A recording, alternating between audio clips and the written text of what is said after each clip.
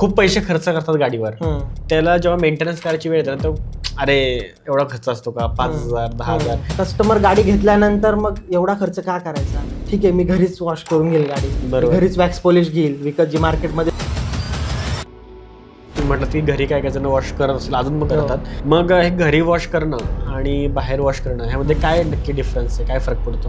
घरी आत्ता सध्याचे जे चालू आहेत ते सोसायटीमध्ये सकाळी वॉचमॅन वगैरे वॉश करतात. सगळ्यात मोठा प्रॉब्लेम जो येतो ना, सकाळी वॉचमॅन येतो, कारला कोटिंग पण वेगवेगळ्या प्रकारची करतात, तर तुमच्या माहितीनुसार कुठल्या कुठल्या कोटिंग करतात आणि त्याचं काय महत्व आहे? कोटिंगमध्ये वॅक्स पॉलिश पासून चालू होते. तुमचं जर बेसिक सर्व्हिस बघितली तुम्ही तर पॉलिशिंग आली, पॉलिशिंग नंतर आता ॲडव्हान्समध्ये जे आहे ते सिरामिक कोटिंग आहे. आणि सिरामिक कोटिंगपेक्षा ॲडव्हान्समध्ये जे आहे ते आता PPF जे मार्केटमध्ये बूम आहे. PPF पेंट प्रोटेक्शन फिल्म हा एक बेस्ट ऑप्शन.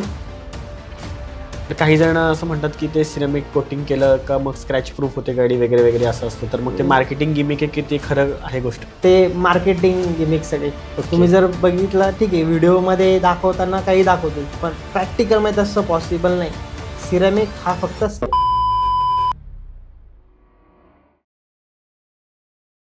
दी मराठी पॉडकास्टच्या आपल्या नव्या एपिसोडमध्ये आपले आजचे गेस्ट आहेत. त्यांचं नाव आहे रोहित अभंग आणि ते नाशिकचे आहेत. आणि नाशिकमध्ये त्यांचं अभंग डिटेलिंग हब या नावाचं कार डिटेलिंग आणि बाईक डिटेलिंग शोरूम आहे.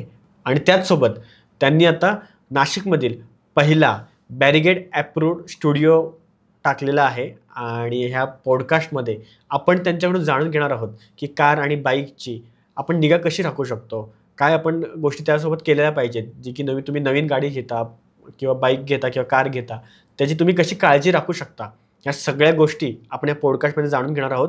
म्हणून बघत राहा आपला आजचा एपिसोड. आजचा आपला एपिसोड लोकांसाठी खूप रिलेटेबल आहे, कारण आत्ताच्या घडीला भारतामध्ये म्हणजे कार किंवा बाईक कॉरिडॉर नाही असं आहेच नाही. म्हणजे बाईक तर लोंगडा आहेतच आणि सगळ्यांच्या डेली लाईफमधला विषय आहे. तर तो विषय सुरू करण्याच्या आधी सर आपल्या ऑडियन्सला तुमच्याबद्दल थोडंसं सांगा. माझं नाव रोहित अभंग. तर साधारण नाशिकमध्ये आपलं कार डिटेलिंगचा बिझनेस आहे. बरोबर. एक 8 वर्षापासून आपण हा बिझनेस रन करतोय. मस्त. ह्यामध्ये कार्सचे आपण आता गाडी प्रत्येक जण घेतो, पण गाडी घेतल्यानंतर त्याला मेंटेन कसं ठेवायचं हा खूप मोठा पॉईंट आहे. बरोबर. आता प्रत्येक जणाकडे गाडी आहे, पण एवढं धावपळीच्या आजच्या जीवनात शक्य नाही की प्रत्येक जण त्याची गाडी मेंटेन ठेवेल. तर हा बिझनेस मी एक 2016-17 मध्ये निवडला आणि हा चालू केला. बरोबर. तर हा बिझनेस आपण रन करतोय. याच्यामध्ये मग आपण नवीन ज्या ॲडिशनल आता ज्या सर्व्हिसेस येतात बाहेर, सिरामिक कोटिंग असेल, PPF असेल, अशा सगळ्या सर्व्हिसेस आपण याच्यामध्ये करतोय. त्याच्यासोबतच आता आपण कस्टमर जे आपले जुने कस्टमर होते त्यांच्या आग्रह खातीर आपला जो मार्केट प्लेस वाढत होता नाशिकमध्ये, तर त्यांनी अजून एक सर्व्हिस ॲड करायला लावली की बॉडी शॉप. म्हणजे कार तर गर्दी वाढते नाशिकसारख्या ठिकाणी सगळीकडेच, तर ॲक्सिडेंट होतात, गाडी घासल्या जाते, तर त्याचं रिस्टोरेशन म्हणा, डेंटिंग पेंटिंग म्हणा. आता ठीक आहे, महाराष्ट्रामध्ये आपल्याकडे रूल आहे की गाडी आपण एक सर्टन लेवल जर तुम्ही वापरली आणि तुम्हाला असं वाटलं की नाही हिचा कलर मला चेंज करायचा आहे, तर त्याची परमिशन आपल्याला महाराष्ट्रामध्ये भेटते. तसं बाहेर कंट्रीमध्ये ते नाही चालत. तर ते आपल्याकडे अवेलेबल असल्यामुळे बरेचसे लोक कलर नंतर चेंज करून घेतात. त्याची आपण RC वरती पूर्ण RTOची परमिशन घेऊनच करतो. तर तोही ऑप्शन आपल्याकडे अवेलेबल आहे. तर मग आपण कलर रिस्टोरेशन पण करतो, डेंटिंग पेंटिंग पण करतो, PPF पण करतो, सिरामिक कोटिंग पण करतो. त्यासोबतच डिटेलिंगमध्ये मग सगळेच प्रकार येतात. मस्तच, चांगलं आहे. म्हणजे ऑलमोस्ट तुम्ही सगळेच ॲस्पेक्ट कव्हर करताय कारच्या आणि बाईकच्या रिलेटेड. पण ह्याची सुरुवात कशी झाली ती मला जाणून घ्यायची. सर सुरुवात म्हणजे जर तुम्ही बघितलं तर 2016-17 मध्ये ॲक्च्युली कॉलेज झाल्यानंतर मी सिमेन्स कंपनीमध्ये होतो. सिमेन्समध्ये जॉबला होतो. तर असंच की जॉब काही करायचा नाही आहे, जॉबमध्ये आपला इंटरेस्ट नाही, आपली आवडती गोष्ट काय आहे तर कार आणि बाईक्स, तर त्याच्यामध्येच काहीतरी आपण फ्युचर करू. त्यासाठी मी कामाला लागलो. आणि 16-17 मध्ये साधारण मी असा विचार केला की ठीक आहे, आपण आत्ता ज्या स्टेजला मी होतो, मी इन्व्हेस्टमेंट बिलकुल करू शकत नव्हतो कशातच. तर मी असा विचार केला की आपण कोणा कस्टमरला आपल्यापर्यंत घेऊन यायच्या ऐवजी मीच त्यांच्यापर्यंत गेलो तर. म्हणून मग मी काय केलं की होम सर्व्हिसेस चालू केल्या. होम सर्व्हिसमध्ये मी, माझे काही मित्र होते, तर आम्ही सगळे जॉईन झालो प्रॉपर लिपलेट्स वगैरे बनवले, आमच्या एरियामध्ये डिस्ट्रीब्यूट केले. मग जिथून आम्हाला कॉल यायचा की आमची गाडी वॉश करायची आहे, आमच्या गाडीला क्लिनिंग करायचं आहे, आम्ही तिथपर्यंत जायचो. आम्ही ॲक्टिवावर आम्ही 3 जणं आणि सगळं छोटं मोठं मटेरियल घेऊन तिथे पोहोचायचो. तर मटेरियलची पण सांगतो किस्सा, की घरून त्यावेळेस तेवढा पाहिजे तसे पैसे भेटत नव्हते. तेव्हा मी काय केलं की थोडं सेव्हिंग करून करून 2,000 रुपये साचवले होते. आणि त्या 2,000 रुपयाचं मटेरियल मी, आमच्याकडे एक मार्केट आहे सारडा सर्कल म्हणून, तिथे सगळे ॲक्सेसरीज वगैरे भेटतात. तर त्या ठिकाणून ते 2,000चं मटेरियल विकत घेतलं. त्याच्यामध्ये टायर पॉलिशची एक बॉटल, वॅक्स पॉलिशची एक बॉटल, एक मायक्रो क्लॉथ, एक शॅम्पू, असं ते मटेरियल विकत घेतलं. त्याचा फोटो अजून पण मोबाईलमध्ये माझ्या. तर ते मटेरियल मी विकत घेतलं. म्हणजे ती खूप आठवण आहे माझ्या. आत्ता पण असं ते बोललं ना अंगावर काटा येतो माझ्या, कारण ते मटेरियल मला लगेच डोळ्यासमोर दिसतं. तर ते मटेरियल मी विकत घेतलं. आणि त्याच्यानंतर मी जसं जसं आम्हाला सर्व्हिस यायच्या, ऑर्डर यायच्या, तसं आम्ही घरी जाऊन करायचो. तिथे पण बरेच प्रॉब्लेम आले. कस्टमरच्या माइंडसेटमध्ये तेवढं नव्हतं की कार डिटेलिंग कशी केली पाहिजे. आणि आम्हालाही माहीत नव्हतं. आम्हाला फक्त समजायचं की गाडी स्वच्छ करायची, वॉश करायची म्हणजे कार डिटेलिंग झाली, एवढंच माहिती. तर आम्ही ते जायचो, करायचो काम तेवढं. ते झालं की नंतर परत घरी यायचो. एका गाडीला आम्ही दिवस लावायचो पूर्ण. सकाळी चालू केली, संध्याकाळी रात्र होईल तरी एकच गाडी चालू. आम्ही 3 जण म्हणून असं बरेच दिवस काम केलं. मग आम्ही थोडं बघितलं की म्हटलं नाही यार, आपलं कुठेतरी चुकतंय, आपण अजूनही कुठेतरी कमी पडतोय, आपल्याला अजून काहीतरी शिकण्याची गरज आहे. म्हणून मग मी त्यावेळेस काय केलं की नाशिकमधलं एक मोठं आउटलेट होतं 3M, त्यांना जॉईन झालो. तिथे मी ॲज अ एम्प्लॉई म्हणून काम करायला लागलो. ओके. जॉब सोडला, तिथे कामाला लागलो. घरचे फुल बोंबाबोंब मारायचे नावाने, काय सिमेंट्सला होता चांगला, एवढं एज्युकेशन झालं, आपलं घरचं कसं आहे, आपण काय लोकांच्या गाड्या जाऊन धुणार बाहेर, आता तेच काम करायचं, आपल्या कोणी खानदानात केलं नाही तू करतोय. ते खूप बोलणे भेटले, नातेवाईकांचे भेटले, घरच्यांचे भेटले, बऱ्याच जणांचे भेटले. तर ठीक आहे, आपल्याला माझं फिक्स होतं मला काय करायचं आहे, मला माहीत होतं मी पुढे काय करू शकणार आहे. त्याच्यामुळे मी त्या कामाला लागलो आणि 3Mला जॉईन झालो. मी तिथे काम करता करता भरपूर गोष्टी शिकत गेलो हळूहळू, की कसं पॉलिश केली जाते, कशी डिटेलिंग केली जाते, कशी वॉशिंग केली जाते, भरपूर गोष्टी शिकलो. त्याच्यात जुनं जे असतात ना मुलं, प्रत्येक ठिकाणी येते. म्हणजे तुम्ही कुठल्याही ऑफिसला जा, कुठल्याही सर्व्हिस सेंटरला जा, नवीन मुलाला आल्यानंतर कशा पद्धतीने त्रास द्यायचा हे तिथं सगळं चालू असतं. तिथे बरेच प्रॉब्लेम फेस करायला लागले. तिथले मॅनेजरने म्हणा, मुलांनी म्हणा. त्यावेळेस काय व्हायचं की एक कुठे ओमेटिंग वगैरे कस्टमर गाडीमध्ये करायचे, लहान मुलं करायचे. तर त्यावेळेस गाड्या आल्या क्लिनिंगसाठी, हे कोण करणार, तो नवीन आला त्याला पाठवा, आम्ही नाही करणार. मग हे जायचं आपण, आणि आपल्याला शिकायचं होतं, मग ते करायला लागायचं. अशा बऱ्याच वेळेस केलं मी.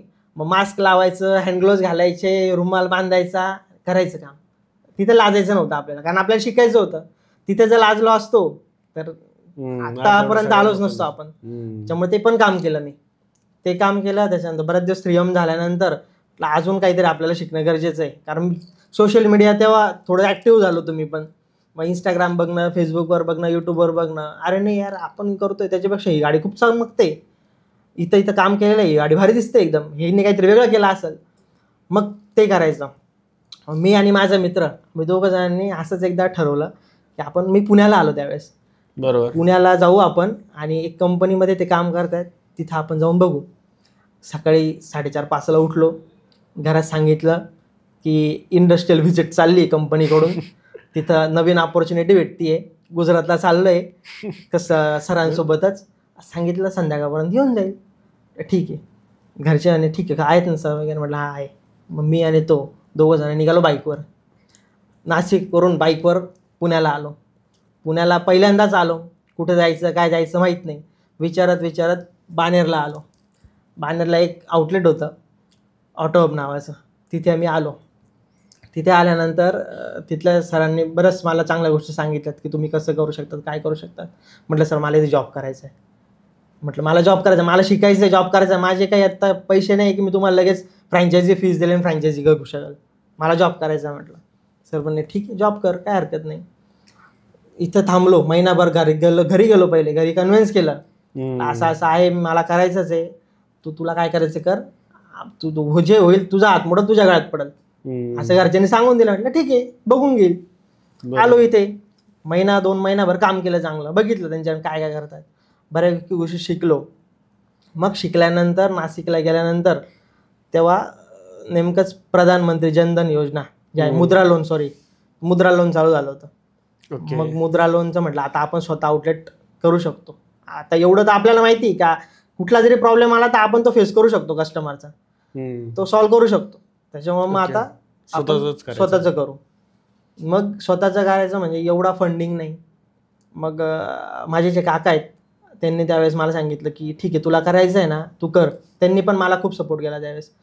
ठीक आहे तुझी इच्छा आहे, तुला करायचं आहे, तू करू शकतो, तर मी तुला काही फंडिंग करतो, आपण करू दोघं मिळून. मग मी तो बिझनेस चालू केला. गंगापूर रोडला एक छोटासा गाळा घेतला, एकच गाडी आतमध्ये बसायची. तेव्हा सुरुवातीला त्याचं रेंट काहीतरी मला अंदाजे एक 50-50 हजार रुपये रेंट होतं 2018 साली. तर ते केलं मी. जो आहे ओपनिंगचा दिवस ओपनिंग केलं आणि मला इतकी भीती अरे उद्या गाडी नाही आली तर ते 50 हजार कसे फेडायचे लोकांचे. एवढा खर्च केला, इथं लोन घेतलं, हे कसं करणार. पण देवाच्या आशीर्वादाने मेहनतीने चालू झालं. असं करत करत करत 2018 पासून एक गाडी जिथे बसत होती तर आता 2023-25 मध्ये आपण नवीन आउटलेट घेतला अजून MIDC मध्ये. तिथं आलीची परिस्थिती आहे का तिथे साधारण 20 ते 25 गाड्या आतमध्ये बसतात, पण तरी तिथे गाड्या लावायला जागा नसते. असा आपला पूर्ण बिझनेस. आणि खूप प्रॉब्लेमला फेस करायला लागलं, घरच्यांचे लागलं, नातेवाईकांचे लागलं, बऱ्याचशा गोष्टीला फेस केलं. पण मग आपल्याला आपलं विजन फिक्स होतं काय करायचं आहे. मग ते काम करत राहिलो, कस्टमरला प्रॉपर सर्व्हिस देत राहिलो. 2018 साली जे कस्टमर मला जॉईन झाले होते ते अजून पण माझ्याकडे. असं नाही की नवीन कस्टमर, ठीक आहे नवीन कस्टमर येतात, पण तुमचे जुने कस्टमर तुमच्यापर्यंत आतापर्यंत कधी जॉईंट आहेत आणि ते आहेत का तुमच्यापर्यंत काम करतात का, ते खूप गरजेचं आहे. ते पण कस्टमर आपल्यासोबत अजून पण काम करतायत कारण त्यांना तो विश्वास आहे. ते आता इथून पुढे पण ते नवीन गाड्या घेतलात, रोहित असं असं करायचंय, काय करायचं सर, हे नका करू, हे करा, फक्त तू शब्द मी बोललो ना मग ते ठीक आहे करून घेतो सर, गाडी पाडतो ड्रायव्हरकडे, तुझ्या हिशोबाने करून घे. एवढा विश्वास कस्टमरचा बसलेला आहे. एक एक गाडीचे कस्टमर आज तेही पुढे चाललेत आणि त्यांच्या गाड्या आपल्याकडे येतात आणि त्यांच्यासोबत आपणही थोडं थोडं करतोय पुढे. मस्तच.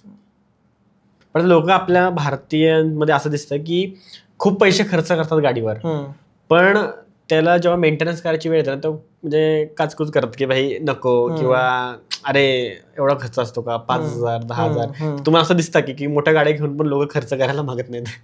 नाही, आता हा रेशो आहे ना जो मी बघितला हा अगोदर होता. ओके. म्हणजे कस्टमर गाडी घेतल्यानंतर मग एवढा खर्च का करायचा, ठीक आहे मी घरीच वॉश करून घेईल गाडी, घरीच वॅक्स पॉलिश घेईल विकत जी मार्केटमध्ये भेटते ती मी स्वतः लावून घेईल संडेला वगैरे. पण आजकाल असं झालंय ना, तुम्ही जर बरंच म्हणजे नोटीस केला असेल बाहेर तर अगोदर तुम्हाला 80% गाड्या ह्या रस्त्यावरती व्हाईट दिसत होत्या, व्हाईट कलरमध्ये. बरोबर. आणि आता जे आहे ह्या मार्केटला तुम्हाला 80% गाड्या ह्या कलरफुल दिसतात, 20% व्हाईट दिसतात. मग तुम्ही जर डार्क कलर घेतायत तर त्यासाठी तुम्हाला मेंटेन ठेवणं गरजेचं आहे. बरोबर. माणूस गाडी काय करतो, एक 5-7 वर्ष 10 वर्षातून मिडल क्लास एकदाच घेतो. ती गाडीचा कलर वरच सगळं डिपेंड आहे तिचं. तर त्या कलरला मेंटेन ठेवण्यासाठी तर ह्या सगळ्या गोष्टी आल्याच. आणि आत्ताच्या धावपळीच्या जीवनात हे शक्य नाही प्रत्येक जणाला घरी करणं, तर मग आमच्यासारख्या डिटेलरकडे येऊन हे करणं गरजेचं आहे. पण त्याच्यात पण आपण भरपूर ऑप्शन दिलेत. म्हणजे आपलं बजेट जरी नसेल तर साधारण 2,000 पासून सर्व्हिस चालू होतात, तर मग 2 लाखापर्यंत सर्व्हिस येतात. मग त्याच्यामध्ये कस्टमरला कुठली पाहिजे, त्याची वॉरंटी किती पाहिजे, प्रोडक्ट कुठलं यूज करायचं, त्याच्यावरती सगळं डिपेंड असतं. बरोबर बरोबर. पण आता तुम्ही म्हटलं की घरी काय काय जण वॉश करत असेल, अजून मग करतात. मग हे घरी वॉश करणं आणि बाहेर वॉश करणं ह्यामध्ये काय नक्की डिफरन्स आहे, काय फरक पडतो? ॲक्च्युली काय सर, आता घरी वॉश करणं म्हणजे घरी तुम्ही तर करणार नाही रोज. घरी आत्ता सध्याचे जे चालू आहे ते सोसायटीमध्ये सकाळी वॉचमॅन वगैरे वॉश करतात. सगळ्यात मोठा प्रॉब्लेम जो येतो ना की ते बोरिंग पाणी वापरणं. ओके.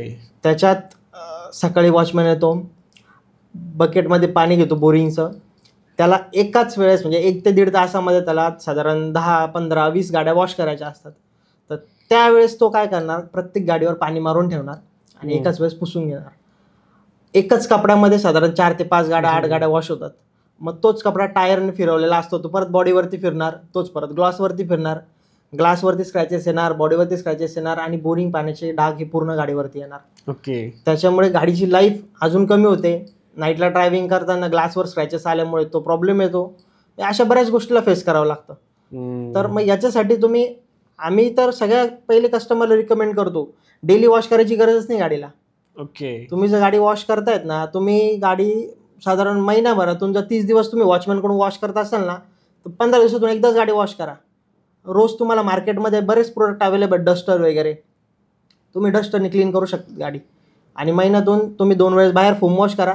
त्यात जे पेंटमधले जे कंपोनंट असतात, जे डस्ट वगैरे पार्टिकल लागलेले, ते सगळे फोम वॉशिंगमध्ये प्रॉपर निघून जातात, गाडी मेंटेन राहते. बरोबर. हा प्रॉब्लेम त्याच्याने सॉल्व्ह होतो. बरोबर. पण आता हे वॉशिंगमध्ये पण एक प्रकार आहेत ना, की काही जण ड्राय वॉश करा, साधे वॉश करा, मग त्यामध्ये पण एक डिफरन्स असतो का? असतो याच्यामध्ये. ॲक्च्युली काय आहे, ड्राय वॉश ही जी कन्सेप्ट आहे ना, ही आपल्या इंडियामध्ये खूप कमी चालते. ही कन्सेप्ट झाली फॉरेन कन्सेप्ट आहे. आता आपल्याकडे डस्टच एवढी आहे का ड्राय वॉश कसं करणार तुम्ही? पाण्याशिवाय आपल्याकडे वॉशच नाही होऊ शकत. कारण ड्राय वॉश जर तुम्ही म्हटलं तर आता आपण डोअर ओपन जरी केला तर आतमध्ये पूर्ण मातीचा लेअर असतो.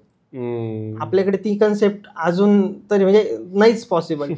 तर ड्राय वॉश शक्यतो नाहीच, वॉटर वॉशच आपल्याकडे चालणार. बरोबर बरोबर. तर ड्राय वॉश बरेच जण तरी करतात, म्हणजे लोक पिच करतात की तुम्हाला करायचं का वगैरे, पण ते केल्यानंतर गाडी थोडी नवीन सारखी वाटते अशी. ऍक्च्युली काय आहे, त्या ड्राय वॉश मध्ये ना एक वॅक्सचं कंटेन असतं. ओके. त्याच्यामुळे तुम्ही जेव्हा गाडीवरती वॅक्स अप्लाय करतात आणि तो मायक्रोफायबर क्लॉथने क्लीन करून घेतात, तर ऑटोमॅटिक गाडीमध्ये शाईन होऊन जाते. ओके. पण जशी ती वॉशिंगमध्ये म्हणजे वॉटरने वॉश व्हायला पाहिजे, वॉटरने क्लीन व्हायला पाहिजे, तशी होणार नाही. आपले जे टायर्सचे व्हील असतात त्याच्यामध्ये ब्रेक लायनर वगैरे, तिथे पार्टिकलमध्ये बरेचसे प्रमाणात डस्ट अडकून बसते. ती तुम्ही कशी क्लीन करणार? डोअर बिडिंग असतात, हँडल्स असतात, मिरर्स असतात, ते बारीक बारीक कानेकोपऱ्यामध्ये डस्ट जाऊन बसते. त्याच्याने मग इलेक्ट्रिक पार्टला पण नंतर प्रॉब्लेम येतो. तो कसे क्लीन करणार आपण? त्या सगळ्यासाठी आपल्याला हाय प्रेशर वॉश हेच गरजेचं आहे. बरोबर. आणि आपल्याकडे 4 व्हीलर म्हणजे सेकंड हँड मध्ये घेण्याची खूप प्रथा आहे, म्हणजे भारतामध्ये तर बरेच जण सेकंड हँड घेणं प्रेफर करतात. आणि मग हे जेव्हा आपण कार डिटेलिंग वगैरे करतो तर त्याचा फायदा तो रिसेल व्हॅल्यू मध्ये काय होऊ शकतो का?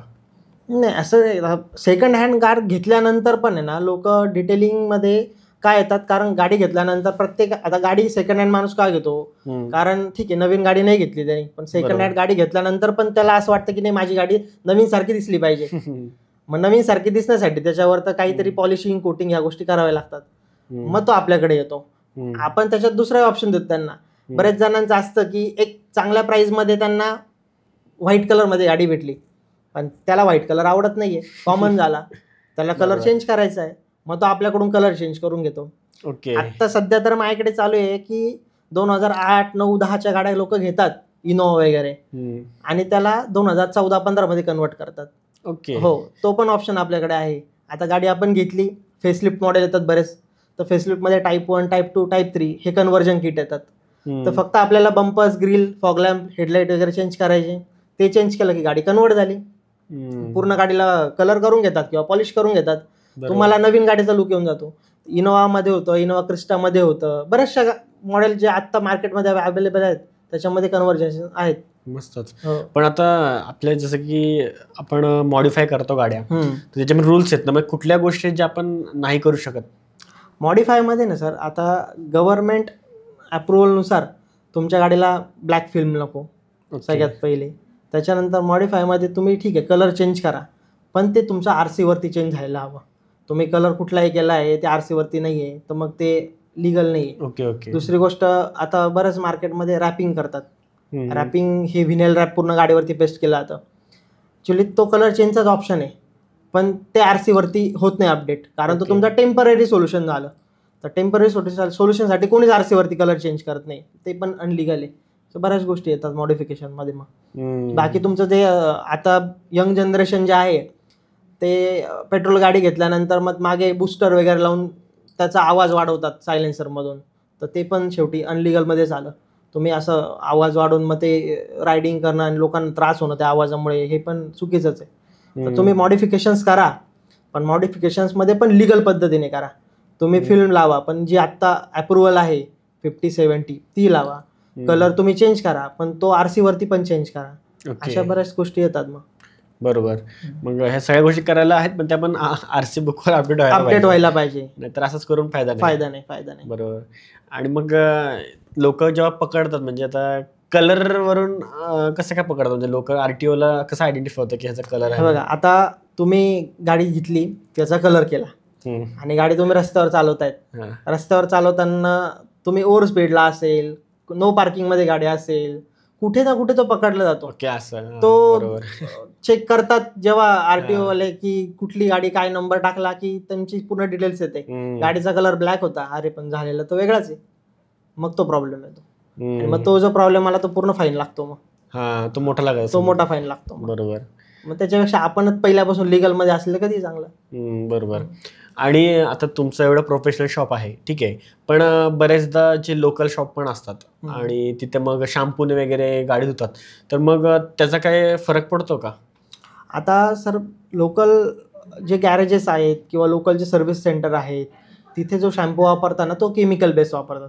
ओके. केमिकल बेस मध्ये मग तुमचं डिटर्जंट पावडर आलं, बरेच जण डिझेलने पण वॉश करतात, बरेच जण क्लिनिक प्लस ह्या अशा गोष्टीने पण गाडी वॉश होते. पण मग ते चुकीचं आहे.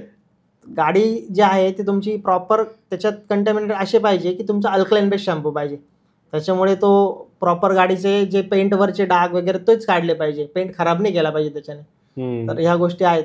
कपडा वापरताना आम्ही प्रत्येक गाडीला नवीन कपडा यूज करतो.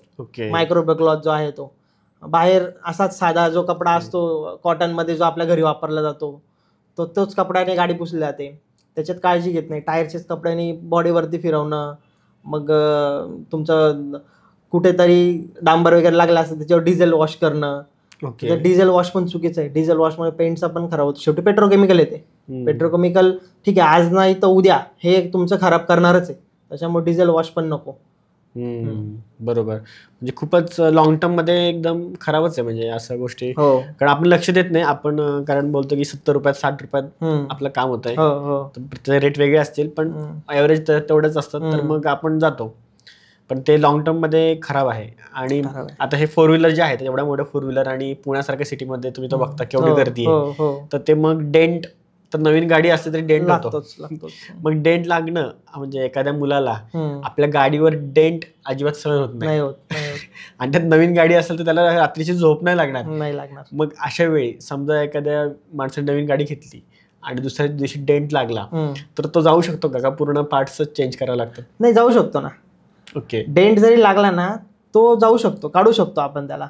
पण काही डेंट असे असतात ते काही ड्राय डेंट निघत नाही. त्याच्यासाठी आपल्याला डेंटिंग प्लस पेंटिंग या दोन्ही गोष्टी करायला लागतात. ओके. बरेच जण आता प्रेफर काय करतात की ठीक आहे नवीन गाडी आहे, डेंट पण लागला तर ते आमच्यासारखे जे डिटेलर्स आहेत जे चांगल्या प्रोफेशनल लेवलला काम करतात त्यांच्याकडे येऊन ते करतील. त्याचं कारण आहे, कारण जर तुमची गाडी नवीन आहे, तुम्ही गाडीला डेंट लावला, गाडी शोरूममध्ये येऊन गेले, तर शोरूममध्ये काम करण्याचं तुम्हाला इन्शुरन्स लागेल. इन्शुरन्समध्ये तुम्ही काम करणार. इन्शुरन्समध्ये काम केल्यानंतर तुमचा क्लेम तिथे जातो.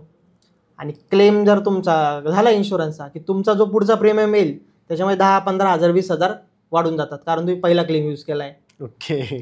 मग तुम्हाला आत्ता जर 50,000 इन्शुरन्स असेल तर पुढच्या वेळेस तुमचा तो 60-65,000 होऊन जातो. मग कशाला जर कस्टमरचं तेच काम बाहेर 5-7,000 होत असेल तर मग तो दरवर्षी तो क्लेम का वाढून घेईल.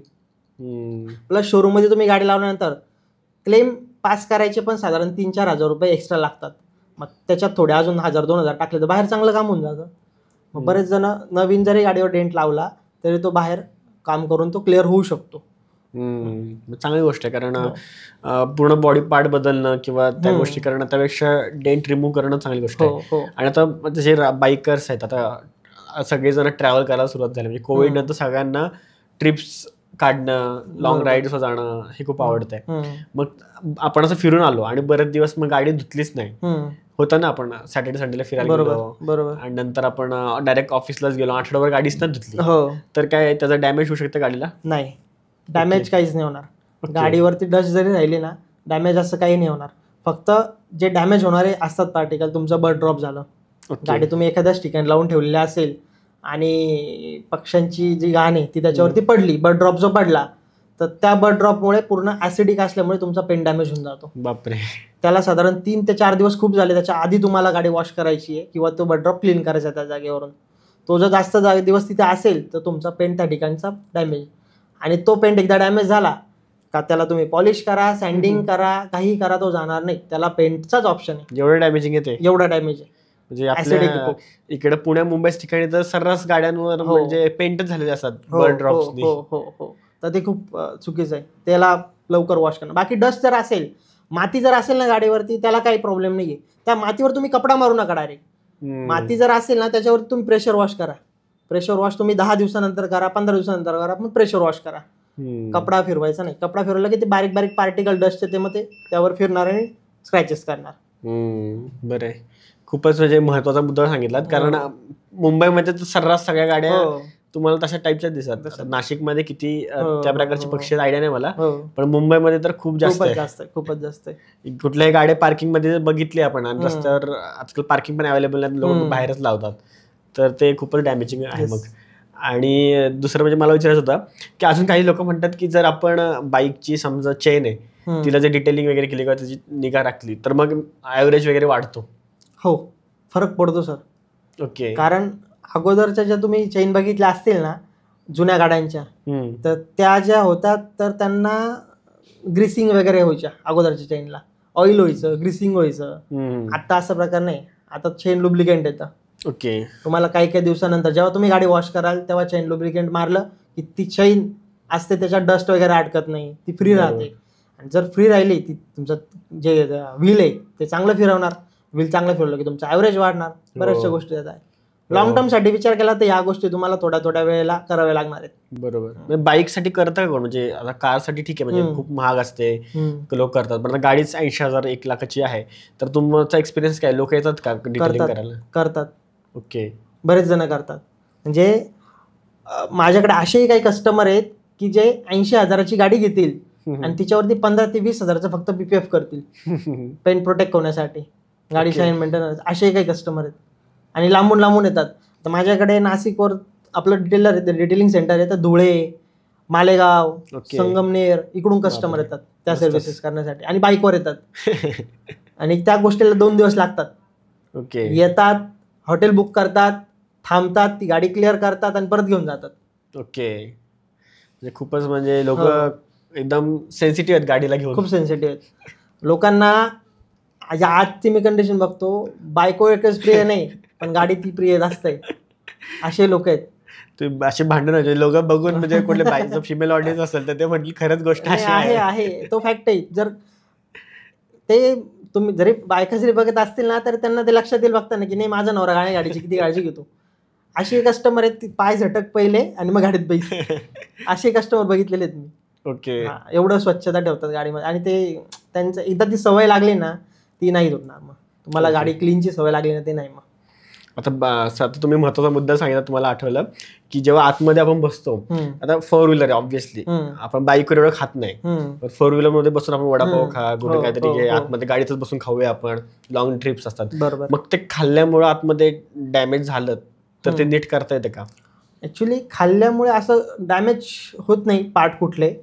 खाल्ल्यामुळं लहान मुलांनी काही खाऊन सांडवलं असेल, वेपर्स असेल, काही असेल, तर त्याच्यामुळे काय होतं की तो जो प्रकार आहे ना तो जास्त दिवस जर राहिला गाडीमध्ये, कान्याकोपऱ्यात साठून राहिला, आपण ठीक आहे मॅट्सवर असेल तर क्लीन करू शकतो, पण जर सीटच्या आतमध्ये वगैरे ते राहिलं तर काही दिवसानंतर एक बॅड स्मेल यायला लागतो गाडीमध्ये आणि मग तो स्मेल जास्त वाढतो. त्याच्यानंतर मग असं समजा पावसाळा जो चालू, आता पाऊस पडला, थोडं मॉइश्चर क्रिएट होतं गाडीमध्ये, ते झालं की मग फंगल्स चालू होतात. मग फंगल्स चालू झाले की मग गाडी पूर्ण खराब होते, मग इंटेरियर क्लिनिंग करायला लागते. बऱ्याच वेळेस असंही होतं की गाडीमध्ये काही सांडवलेलं असेल तर गाडी मुंग्या होतात. गाडीमध्ये हा मोठा प्रॉब्लेम आहे. गाडीमध्ये मुंग्या होतात आणि त्या बारीक बारीक ज्या मुंग्या असतात त्या डॅशबोर्डच्या कान्याकोपऱ्यामध्ये इकडे तिकडे जाऊन बसतात. जेव्हा कस्टमर गाडी चालवतो त्यावेळेस बाहेर येतात, आमच्याकडे क्लीन करायला घेऊन आले, ठीक आहे आम्ही क्लीन वरतून करणार आहेत, पण इतक्या बारीक बारीक मुंग्या त्या कुठेतरी कान्याकोपऱ्यात जाऊन बसतात, त्याला आपण काहीच करता येत नाही. बरोबर, काहीच करता येत नाही. तेच ना, precaution is always better than cure. म्हणजे आधी प्रिकॉशन घेतलेलीच बरी. हो. याच्यात दुसरा पण आहे की बरेच जण खाऊन सांडवतात काहीतरी आणि गाडीमध्ये उंदरांचं प्रमाण वाढतं.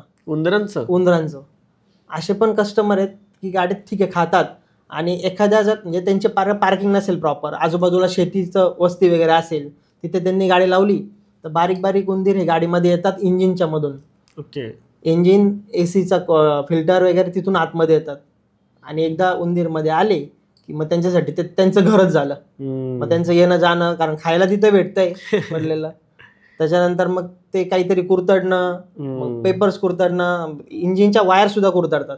ओके. तो खूप मोठा प्रॉब्लेम होतो. वायर लूम जर कट झालं नवीन गाडीचं तर मग ते कंपनी वॉरंटीमध्ये देत नाही, त्याचा खर्च खूप आहे. तर ह्या गोष्टींची अगोदरच काळजी घेतली पाहिजे त्यासाठी. बरोबर. अजून एक कॉमन प्रॉब्लेम दिसतो की एसीतून खूप वास मारतो म्हणजे लोकांचा. तर त्याचं काय कारण असतं मग? तो तेच की डस्ट वगैरे जर गाडीत जास्त झालेली असेल, एसी मध्ये पण होते. बरोबर. एसी हा थंड हवेचं ठिकाण, थंड हवा तिथून येते आणि थंड हवेच्या ठिकाणी बॅक्टेरिया लवकर होतात. एकदा बॅक्टेरिया ते झाले की ते डेड करण्यासाठी आपल्याला एसी डक्ट क्लिनिंग करायला लागते. ती ठीक आहे, तुम्ही नाही केली, असंच गाडीत काय सांडवलेलं असेल तर हा वास वाढत जाणार आणि तो वास घालवायचा असेल तर मग क्लिनिंग करून एसी डक्ट क्लिनिंग करायची. हा त्याला पर्याय. बरोबर. खरं म्हणजे कितीतरी लोकांना म्हणजे आता आपण जे बोलतोय तर बऱ्याचशा गोष्टी माहितीच नसतील हे का होतंय. तुमच्याकडे लोक येत असेल त्यांना कधी वाटलं पण नसेल, म्हणजे एखाद्या तुम्ही कस्टमरला डील करताय तर त्याला वाटलं पण नसेल की तुम्ही कारण सांगितलं ते त्याच्या मनात आलं असेल की हे याच्यामुळे झालं असेल. कारण कॅज्युअली आपण वापरतो गाड्या आणि ह्याचं काही शिक्षण मिळत नाही. म्हणजे नाही, काहीच आपल्याकडं एकदा आपल्याला लायसन्स भेटलं तर आपण काय कुठल्या व्हिडिओज पण बघत नाही आणि असे पॉडकास्ट पण बघत नाही की जिथे, आणि खूप कमी असे पॉडकास्ट होतात जिथे एवढं डिटेलमध्ये गाड्यांच्या बद्दल किंवा डेली आपल्या बाईक्स आहेत त्याच्याबद्दल सांगितलं जातं. त्यामुळे हा पॉडकास्ट खूप लोकांना हेल्पफुल होईल. आणि दुसरं म्हणजे असतं की बाईक आपण वापरतो तर बाईकमध्ये हेल्मेट एक असतं, तर मग हेल्मेटची डिटेलिंग करत असं मी वाचलं होतं, ते खरं आहे का? करतात ना हेल्मेटची पण. हेल्मेट ते म्हणजे लोक 2 ते 3 हजाराचं घेत असेल कदाचित. हेल्मेट काही जण ठीक आहे 2-3 हजाराचं पण हेल्मेट घेतात, पण जे रायडर्स आहेत जे लांब लांब टूर करतात गाडीवरती, यांचा मोठा ग्रुप असतो. तर हे जेव्हा गाडी घेऊन लांब जातात तेव्हा यांना एकमेकांसोबत बोलण्यासाठी एक कनेक्टिंग हेल्मेटला मोबाईल असतो, तिथे तुम्ही एकमेकांशी बोलू शकतात हेल्मेटमधून. तर हे हेल्मेटची जी कॉस्ट आहे ही साधारण 10 हजारापासून पुढेच असते जवळजवळ. चांगल्या क्वालिटीचं घेतलं तर स्वस्त पण असतील, पण चांगल्या ब्रँडचं घेतलं 10,000 12,000पासून 15,000 पुढे. तर एवढ्या महाग हेल्मेट घेतल्यानंतर आणि काय की त्याच्यात व्हरायटी खूप आल्या चांगल्या यंग जनरेशनच बाईक चालवतात जास्त करून. तर त्याच्यामध्ये काय होतं की त्याच्यात येणारे डिझाईन्स, कलर कार्टूनमध्ये त्याचे येतात. तर त्याच्यावरती मग ग्लॉस असतो खूप. तो ग्लॉस मेंटेन कसा ठेवायचा तर त्याला डिटेलिंग करतात. बरेचशा हेल्मेटला आम्ही कोटिंग करतो, पॉलिशिंग करतो. त्याच्यात ज्या फ्रंट ग्लास असतात त्या काचेवरती तुम्ही राईडला गेल्यानंतर पाणी थांबलं नाही पाहिजे पाऊस आल्यावरती, त्याच्यासाठी पुढच्या ग्लासला सिरामिक कोटिंग करतो आम्ही. तर सिरामिक कोटिंग केल्यानंतर हायड्रोफोबिक होतो आणि हायड्रोफोबिक झालं की पाणी थांबत नाही. मग तुम्ही एकदा राईडला गेले की ते पाणी त्याच्यावर थांबणारच नाही, तुम्हाला क्लिअर व्हिजन येतो पूर्ण. हा एकदम प्रो टिप आहे म्हणजे. हो तर असंही बरेच जण करतात. कारण खूप भयानक प्रॉब्लेम होतो. म्हणजे हा जो तुम्ही सांगितलात ना आता की हेल्मेटमध्ये व्हिजन काही दिसत नाही. आपण इथं जाऊ द्या, लॉंग राईड जाऊ द्या, इथून 1.5 तासावर समजा पुण्यापासून जरी जायचं असेल हायवेला तरी पण काय समोरचं दिसत नाही. आणि पाऊस पण आपल्याकडे भयानक पडतो. सह्याद्रीच्या अराउंड जे लोक फिरतात तिकडे तर भयानक पाऊस पडतो. आणि दुसरं एक असतं की बॅक्टेरियाज खूप होतात. म्हणजे हेल्मेट जर बरेच दिवस धुतलं नाही तर त्याचा पण प्रॉब्लेम होऊ शकतो का? होतो ना. काय होतं, आपण डेली यूजमध्ये हेल्मेट घालतो. आता हेल्मेट घातल्यानंतर आपण कितीतरी वेळ त्याच्यावरती डोक्यावरती हेल्मेट घातलेलं असतं, तर मग ते आतमध्ये घाम वगैरे येतो, त्याच्याने मग वास येतो. मग आतमध्ये असं घाणेचा वास यायला लागला की तो थोडासा क्लिनिंगमध्ये पण ते पाहिजे. हेल्मेट क्लिनर आहेत त्याच्यासाठी, मग हेल्मेट क्लिनरने पण ती क्लीन करता येतं. ओके. तर हेल्मेटची क्लिनिंग खूप महत्वाची आहे. क्लिनिंग महत्वाची, कारण मग आपल्या डोक्यामध्ये आणि आपल्या लगेच श्वासामध्ये डायरेक्ट कनेक्टेड आहे ना, त्यामुळे तो प्रॉब्लेम निर्माण करू शकतो. सर, आपल्या भारतामध्ये ना अजून एक गोष्ट आहे की आपण गाडी घेतली का तिथे मग देवाच्या आयडल्स ठेवणं किंवा कुठले ॲनिमे कॅरेक्टर्स ठेवणं, ते खूप गोष्टी आपण करतो. तर मग त्याच्याने डॅमेज होतं काय का नाही होत? नाही, असं काही नाही आहे त्याच्यावरती. ठीक आहे, तुम्ही गणपती लावला किंवा मग काही जण कार्टून्स लावतात, बरेचसे प्रत्येकजण त्याच्या हिशोबाने त्याला जे आवडतं ते तिथे लावतो. तर लावल्यानंतर काही अडचण येत नाही, फक्त ते लावता कशाने ते महत्वाचं आहे. ओके. आता तुम्ही जर ते टेप येतो, डबल टेप येतो, तर डबल टेपने जर त्याच्यावर पेस्टिंग केलं तर त्याला काहीच प्रॉब्लेम नाही आहे. ते रिमूव्ह पण होतं आणि ते क्लीन पण होतं लगेच. बरोबर. पण बरेच सर्व्हिस सेंटरला किंवा ॲक्सेसरीजवाले म्हणा किंवा लोकल मार्केटमध्ये म्हणा कुठे, तिथे फेविक्विक लावून चिटकवतात ते. आणि फेविक्विक हा जो पार्ट आहे, एकदा त्याचं स्ट्रॉंग, इतकं बॉन्डिंग स्ट्रॉंग आहे त्याचं, तो जर डॅशबोर्डवरती लागला तर तुम्ही डॅशबोर्डला काही करा तो निघणार नाही. कुठलंही केमिकल वापरा निघणार नाही. तो डॅशबोर्ड खराब करेल पण निघणार नाही. बापरे. तर त्याच्यावर दुसरा पार्ट तोच की त्याच जागेवरती परत दुसरा काहीतरी चिटकव. त्याला परमनंट सोल्युशन नाही. तर फेविक्विकचा वापर टाळा, बाकी काही अडचण नाही लावायला. म्हणजे कारण आपण सवयच आपल्याला काही तुटलं का लगेच फेविक्विक लावायची. पण आपल्याला लक्षात येत नाही की अरे बाईकच्या बाबतीत किंवा सॉरी कारच्या बाबतीत असा प्रॉब्लेम होऊ शकतो. बरोबर ना. आणि आपल्या बाईक्स किंवा कारला म्हणू, कारला कोटिंग पण वेगवेगळ्या प्रकारची करतात. तर तुमच्या माहितीनुसार कुठल्या कुठल्या कोटिंग करतात आणि त्याचं काय महत्व आहे? आता सर गाडी घेतल्यानंतर आहे ना, सगळ्यात पहिले कोटिंगमध्ये जे करतात, तर कोटिंगमध्ये वॅक्स पॉलिशपासून चालू होते. म्हणजे तुमचं जर बेसिक सर्व्हिस बघितली तुम्ही तर पॉलिशिंग आली. पॉलिशिंग नंतर आता ॲडव्हान्समध्ये जे आहे ते सिरामिक कोटिंग आहे. आणि सिरामिक कोटिंगपेक्षा ॲडव्हान्समध्ये जे आहे ते आता PPF जे मार्केटमध्ये बूम आहे त्याचा. PPF पेंट प्रोटेक्शन फिल्म हा एक बेस्ट ऑप्शन इंडियन क्लायमॅटमध्ये गाडीवरती एकदम परफेक्ट मानला जातो. कारण डार्क कलरचा जो कलर असेल त्याच्यावरती PPF करणं हे खूप गरजेचं आहे. आपली गाडी PPF केल्यानंतर स्क्रॅचेसपासून प्रोटेक्ट होते. स्टोन चिपिंग जे आपण हायवेला गाडी चालवतो, बारीक बारीक खडे उडतात ट्रकचे वगैरे, तर ते खडे पेंटवरती लागल्यानंतर पेंट डॅमेज होतो तिथे. तर तो पण PPF मुळे वाचतो. दुसरी गोष्ट बड ड्रॉपिंग जो ऑप्शन प्रॉब्लेम सांगितला मी, तर बड ड्रॉपिंगचा जो प्रॉब्लेम आहे तो पण PPF मध्ये सॉल्व्ह होतो. असं PPFचे बरेच फायदे आहेत. UV प्रोटेक्शन होतं. सेल्फ फिल असल्यामुळे छोटे मोठे जे स्क्रॅचेस सॉल मार्क्स आले रेग्युलर वॉशिंगमध्ये वगैरे, तर ते पण ॲम्बियंट हीटमध्ये ऑटोमॅटिकली थ्रो आउट होतात. हा पण PPFचा फायदा आहे. तर डार्क कलर असेल ना तर PPF गरजेचंच आहे. आणि आपला जो आता नाशिक जे आहे आमचं, तर ॲग्रिकल्चरमध्ये जास्त येतं. तर नाशिकमध्ये ॲग्रिकल्चर असल्यामुळे बरेच शेतकरी लोक गाडी वगैरे घेतात, मोठे डार्क कलरमध्ये पण घेतात. पण मग शेतावर जाणं, फार्म हाऊसला जाणं प्रत्येकजण कोणीतरी, तर आजूबाजूला काट्यांचे झाडांचे ज्या फांद्या असतात त्याचे स्क्रॅचेस पडत चालतात गाडीवरती. तर ते कसे कमी करायचे, ते कसे वाचवायचे, तर ऑप्शन PPF. हो, चांगलं आहे. म्हणजे खूपच 360 डिग्रीज त्याला गाडीला हेल्प करते. आणि मग आपण जसं मग तुम्ही हेल्मेटसाठी म्हटलात की विजनसाठी, तर गाड्यांच्या म्हणजे 4 व्हीलरचं विजन पण खूप महत्त्वाचं राहतं. कारण आपल्या 2 व्हीलरला ठीक आहे सगळं ओपनच आहे, पण 4 व्हीलरला विजनच सगळं इम्पॉर्टंट आहे. मग त्यासाठी काय तुम्ही वेगळं काय करता का, काय आहे का करण्यासाठी? 4 व्हीलरला आहे ना सर, नवीन गाडी असेल ना तर शक्यतो लगेच गरज पडत नाही विजन क्लिअर करण्यासाठी. तुम्ही सनफिल्म लावू शकतात, पण सनफिल्मचं काम विजन हे ठीक आहे एक लेवलपर्यंत, पण त्याचं हीट रेजिस्टन्सचं जास्त काम आहे. आणि सनफिल्म पण अप्रूव्हच लावायची, जी आता गव्हर्नमेंट सांगते की 70% फ्रंटला आणि बॅकला आणि 50% साईडला तुम्ही लावू शकतात. तर ठीक आहे तोपर्यंत. जर तुमची गाडी जुनी असेल, बरोबर, गाडी समजा तुम्ही सेकंड हँड घेतली असेल किंवा जुनी गाडी तुम्ही रेग्युलर यूज करत असाल, तर फ्रंट विंडशील्डवरतीच तुमच्या स्क्रॅचेस आणि सॉल मार्क्स येतात. हे पण काय येतात की तुम्ही डेली वॉश करतात म्हणून. एकच कपडा, डस्ट असलेला कपडा काचेवरती फिरवला की स्क्रॅचेस सॉल मार्क्स येतात. वायपर ब्लेड खराब झाले, चेंज नाही केले, त्याचे स्क्रॅचेस येतात. तर ते काय होतं, जेव्हा तुम्ही गाडी चालवतात तेव्हा समोरच्या गाडीचा लाईट ग्लासवरून स्प्रेड होतो आणि तो स्प्रेड झाला की आपला विजन ब्लॉक होतो. याला ऑप्शन आहे, याला करायचं ग्लास ट्रीटमेंट. ग्लास ट्रीटमेंटमध्ये ग्लास पावडर येते आणि बफिंग पॉलिशने ती पूर्ण ग्लास क्लीन केली जाते. मग तुमचा विजन क्लिअर होतो त्याच्यामध्ये. बरोबर. फक्त हे जास्त दिवस आपल्या म्हणजे जास्त खूप टाईम याच्यात करता येत नाही आपल्याला, हे कारण ग्लास आहे. ग्लासला पण आपण जास्त घासलं, गरम केली तर ते क्रॅक जाण्याचे चान्सेस असतात. म्हणून एक सर्टन लेवलपर्यंत आपण हे करू शकतो. त्याच्यापेक्षा डीप असेल तर मग तो राहतोच, त्याला दुसरा ऑप्शन नाही. बरोबर बरोबर. म्हणजे खूपच महत्त्वाचं होतं. आणि कारण विजन तर गाडीचं जसं बोललो आपण खूपच महत्त्वाचं आहे.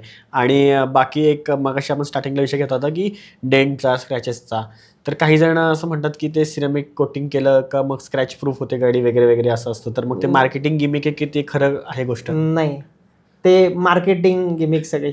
तुम्ही जर बघितलं ठीक आहे, व्हिडिओमध्ये दाखवताना काही दाखवतील, पण प्रॅक्टिकलमध्ये तसं पॉसिबल नाही.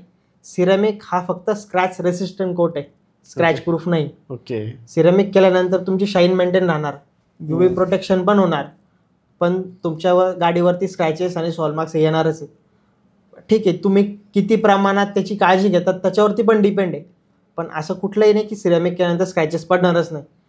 तुम्ही PPF केलं ते स्क्रॅच प्रूफ आहे, पण सिरेमिक स्क्रॅच रेसिस्टंट कोट आहे, सिरेमिक स्क्रॅच प्रूफ नाही.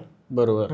आणि मी ऑब्झर्व केले स्वतः, म्हणजे तुम्ही आता मला सांगा की खरं आहे खोटं आहे. म्हणजे सर्वात जास्त स्कॅम किंवा सर्वात जास्त म्हणतात ना की जादू एक प्रकारे, की इथं लिक्विड लावलं आणि काहीतरी नीट झालं, हे सर्वात जास्त आपल्याला कार्स आणि बाईकच्या रिलेटेडच व्हिडिओमध्ये दिसतं. म्हणजे इतर कुठल्या गोष्टीमध्ये एवढे स्कॅम दिसत नाहीत. पण इंस्टाग्रामला रील्स येतात की युट्यूबला ज्या व्हिडिओ येतात त्यात कुठले प्रोडक्ट प्रमोट केले जातात की हे लावलं का तुमचं असं होईल. इव्हन पेट्रोल पंपावर मग आपल्याला इकडे तिकडे लोक भेटतात. तुम्ही एकदम बरोबर बोलले ते, की पेट्रोल पंप झाल्या, तुमचं टोल नाक्याच्या बाहेर आपण येतो ते झालं, ते काही प्रोडक्ट घेऊन बसलेले असतात.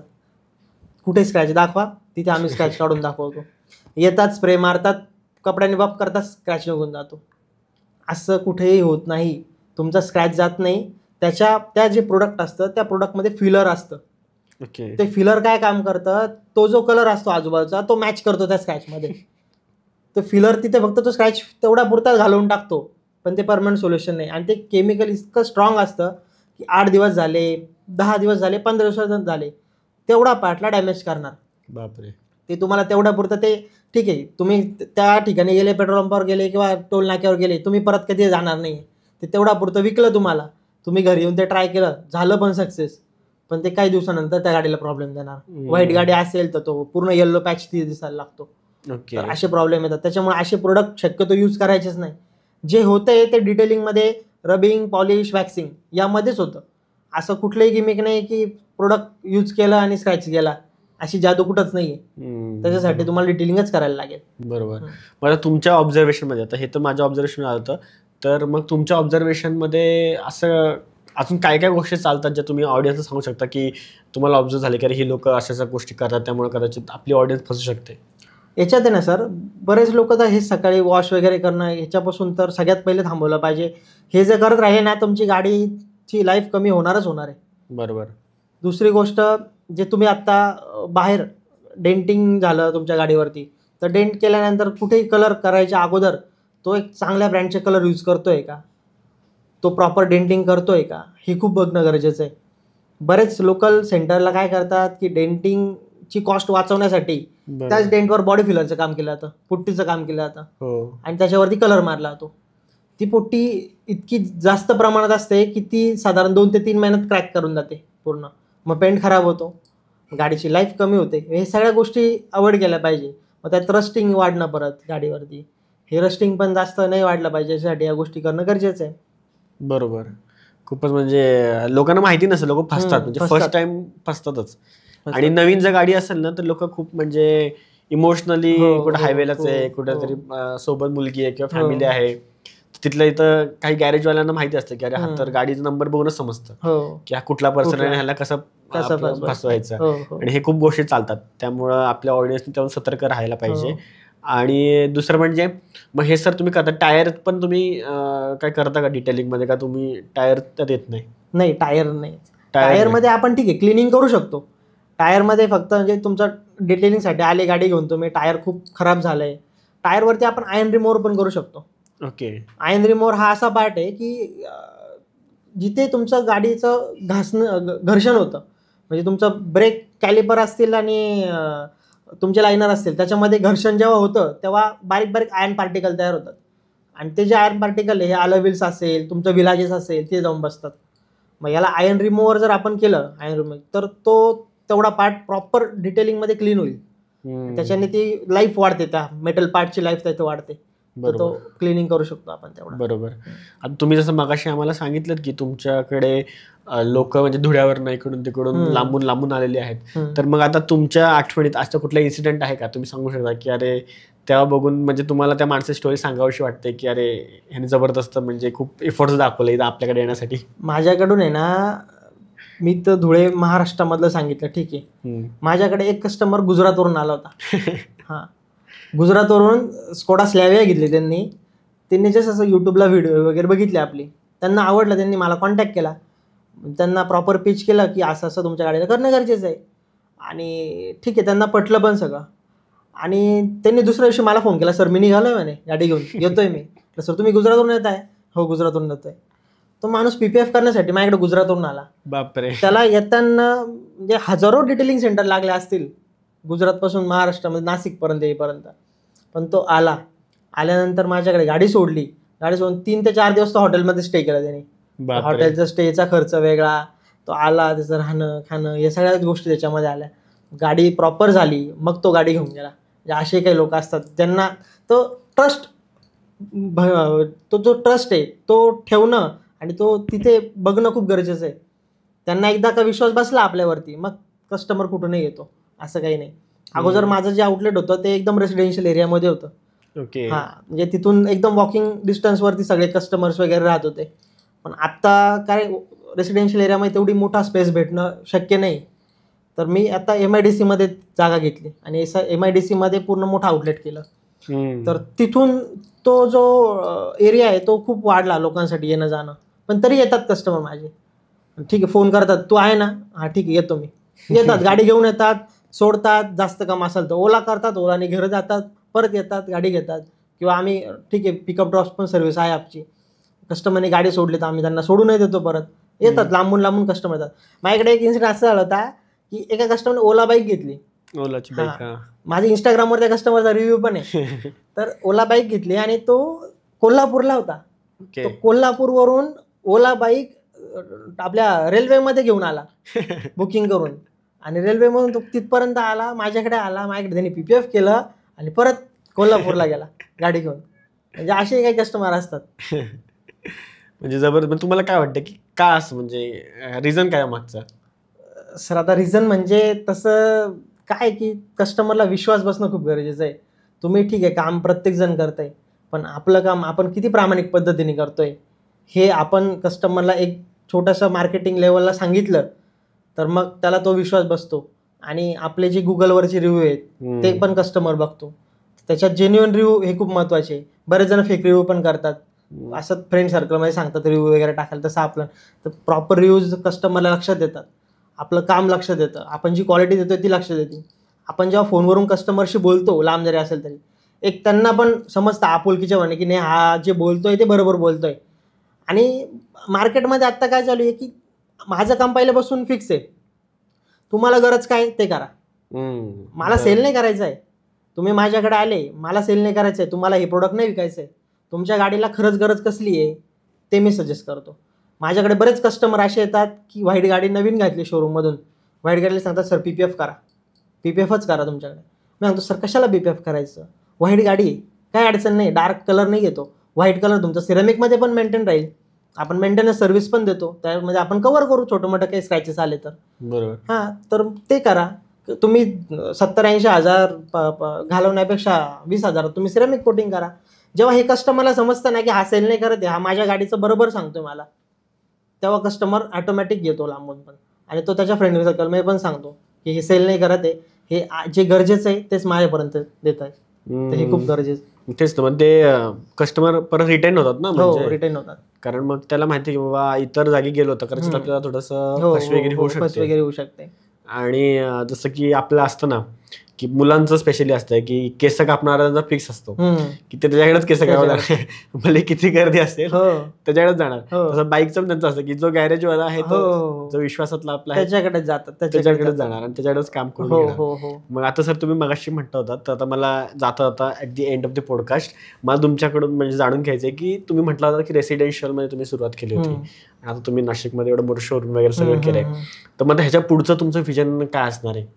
सर आता माझं व्हिजन जे आहे ना, मला अभंग डिटेलिंग हब हा एक मोठा ब्रँड करायचा आहे. याच्यात माझं जे पुढचं व्हिजन आहे की ठीक आहे प्रत्येक डिटेलिंग सेंटर त्यांच्या पद्धतीने काम करतोय, पण ज्यांना खरंच माझ्यासारखं प्रॉपर काम करायचं आहे पण त्यांना तसे प्रोडक्ट भेटत नाही, तसं मार्केटिंग प्रॉपर त्यांचं होत नाही आणि तसा गायडन्स भेटत नाही, तर याच्यासाठी मला एक फ्रँचायझी बिझनेस चालू करायचा आहे. मी माझा ब्रँड कोणातरीपर्यंत पोहोचवणं आणि त्यांनी त्या पद्धतीने काम करणं, त्याला चांगला SOPs आपण देणार, कशा पद्धतीने काम केलं पाहिजे, काय काय फॉलो केलं पाहिजे, कुठलं मटेरियल कुठे यूज केलं पाहिजे, हे नॉलेज बरंच कमी. आता मटेरियल एवढे आहेत ना की कुठल्या ब्रँडचं यूज केलं पाहिजे, ते कुठल्या गाडीसाठी कोणतं मटेरियल चांगलं असणार आहे, पेंट आपण किती कट केला पाहिजे, पेंट केल्यानंतर तो ग्लॉस किती पाहिजे गाडीमध्ये.